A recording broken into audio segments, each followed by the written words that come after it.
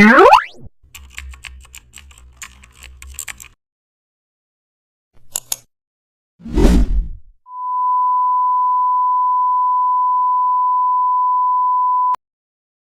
back to the channel, and don't forget to like, share and subscribe for more updates. Today we are diving into an exciting tutorial how to create a motion blur effect on flying birds.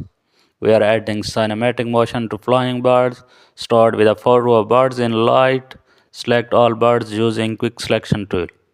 Duplicate them to new layer. Apply motion blur with a slight angle. It instantly creates a natural sense of motions. Now lower opacity slightly to blend them into the sky. Add a second blur layer for more speed. Use a mask to keep one or two birds in sharp focus. This adds depth and realism. Enhance the sky color with gradient map and also add a little control